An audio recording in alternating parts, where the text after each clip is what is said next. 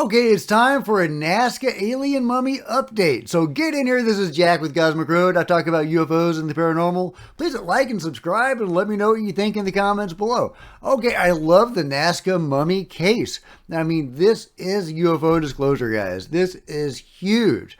This is the biggest story probably to hit UFOs of all time. I mean, we've got alien bodies here, or more likely hybrids of some sort. They've got scaly skin, they've got eggs, they've had a battery of tests that have been performed on them, x-rays, CT scans, you name it, genetic tests, you name it, it's been done on them. Now we probably need even fancier equipment brought to play on these guys. We need Western science to get fully engaged in this. Although we have had some, we've had a few Americans, we've had some Canadians. We have a Japanese UFO hearing coming up in a few days, and they are going to talk about the Nazca mummies.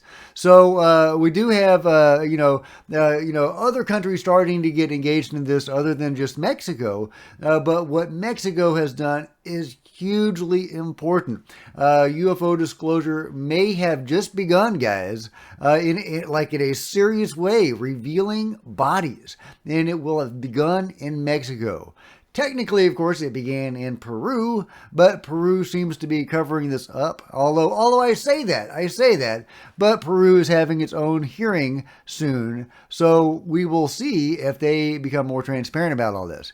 But anyway, let's get to the news. Let's get to the various updates. The big one is that there is an hour-long documentary on Gaia about the Nazca mummies. And there's a wealth of information in that documentary that I hadn't seen before. Little gaps, information that fills in some gaps for me. And I think you're going to get a lot out of it. So I'll link to it below. It's free right now on this Twitter channel. So check it out if you have time. Great information. Meanwhile, remember this guy, this is one of the new beings that we've seen. The one that had little wings, and or whatever those are that are sticking out of its back. I mean, it sure looks wing-like. Who knows? But check this out. This is from Australia. Is this a similar being? Is that what we're seeing depicted in Australia? Because I've talked before about the pictographs in Australia that seem to depict non-humans. And of course, globally, ancient people seem to have been interacting with beings. Well, were they interacting with that winged being or something like it? Is that what we are seeing in Australia? So not only did we see the smaller Nazca mummies that we're familiar with, but maybe even more exotic specimens. So let me know what you think. Is that the same being, or is it just too close to call? We definitely need more information. We also need more information on the Nazca lines. Now that we know that there were beings interacting with humans in that area, and they were interacting with humans, and humans were very much aware of them and depicting these beings in their art, textiles, etc., we have to take another look at the Nazca lines. What do they mean? Were they some effort by the humans to interact with the beings after they left?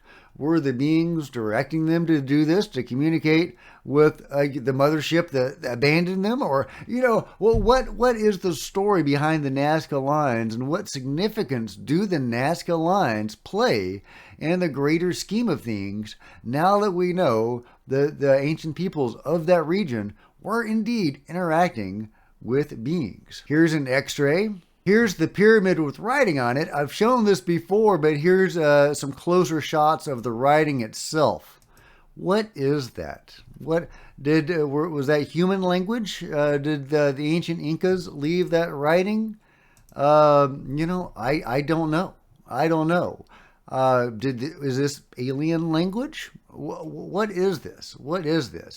But this isn't the only example of writing that may or may not have come from non-humans. Meanwhile, what about these guys? I've made previous videos talking about how cultures around the world in ancient times seem to have been interacting with beings that may or may not have been similar to the Nazca beings. But what about the Vinca culture? These these depictions of these beings, could they be human? Could they be abstract representations of human? I mean, this one right here is holding an infant of some sort. Is that did that come from an egg or not? So I don't know if these are supposed to be abstract representations of human, but they don't look particularly human, do they? And it's interesting that the Vinca culture had some sort of form of proto-writing. Here's talking about some of those symbols.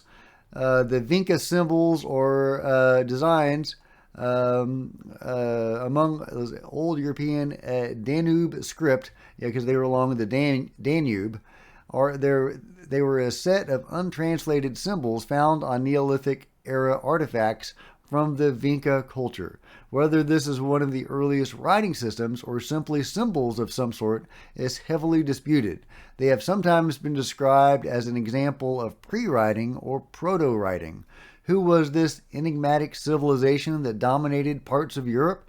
Where exactly did they come from? What does this writing system actually translate to? The ancient world is never as it seems. Absolutely. So this is one more possible culture that could have been interacting with beings. But what can we learn from ancient writing and possibly human interaction with the beings? Well, let's check out this. This is the easy dub version of a non-English language video. The Sumerians are considered the oldest civilization. They emerged in Mesopotamia 5,000 years ago and are the creators of many inventions and concepts that we still use today. Also from the first vestige of modern writing called cuneiform. The disconcerting thing is that thousands of kilometers away, near Lake Titicaca in Bolivia, writing very similar to Sumerian or even older was also found. This is the land of the Tiwanaku, the alleged builders of the enigmatic Puma Punku Archaeological Center. The cuneiform writing is engraved on the inside of a stone vessel. It was found by chance by a farmer and is known as the Great Fountain. This sparked controversy more than 60 years ago because it would imply that the Sumerians were present in front of Titicaca, or, in some way, the Great Fountain was brought to the high plateau. Okay, I'll let you watch the full video at your leisure, but there you go, check it out. Possibly ancient Sumerian in South America or some similar culture or crossover, or what is that all about? Does that imply something like Atlantis, some seafaring civilization that bridged the gap between distant parts of the world and spread its culture throughout the world? Or are we talking about a more non-human involvement? Since both places, South America and the ancient Sumer, are heavily associated with mythology of non-humans. Speaking of things that shouldn't be in South America, I just wanted to remind you of this guy, or this young lady, possibly, that was found in one of the Nazca mummy tombs. Definitely doesn't look like something that would have been South American. I don't think. Let me know what you think. This was a totem. This was part of a totem. This is the pole that this head, this bust, was sitting on. I don't know what to think of this amazing artifact, but it definitely, in my mind, does not look in any way Incan. But were the Nazca beings alien at all? Did they evolve here? They've got scales, they got eggs. Could they have evolved from dinosaurs? Is it something like this? Could they have evolved from some little dinosaur into an intelligent humanoid of some sort that was highly technological, using osmium, etc.? Are the Nazca beings crypto-terrestrial? I don't know. Some of the DNA seems to indicate they have unknown origin. Would a dinosaur be unknown, or would that be exclusively non-human? Let me know what you guys think in the comments below. Meanwhile, we've got the Japanese hearing on the 20th coming up very soon. Hopefully we'll get some really good information coming about what the Japanese doctors and scientists have discovered about the Nazca mummies. I love it. I can't wait. I'm really hoping that the Western world will take these findings very seriously, and that will give mainstream science in the West permission to actually begin studying these so important specimens in earnest. But let me know what you think about it all in the comments below. And if you've enjoyed this video, please give me a big thumbs up. I sure would appreciate it. Smash the subscribe button and the like button. If you wanted to support Cosmic Road in an even bigger way, please consider grabbing a coffee mug or a t-shirt in the merch store below, or by becoming a channel member. Channel members are rock stars, and they often get to see videos hours or even a day ahead of everybody else. So hit that join button in the first link in the description below. There's plenty of other videos on the channel, and I'll see you guys next time. This is Jack with Cosmic Road, signing out.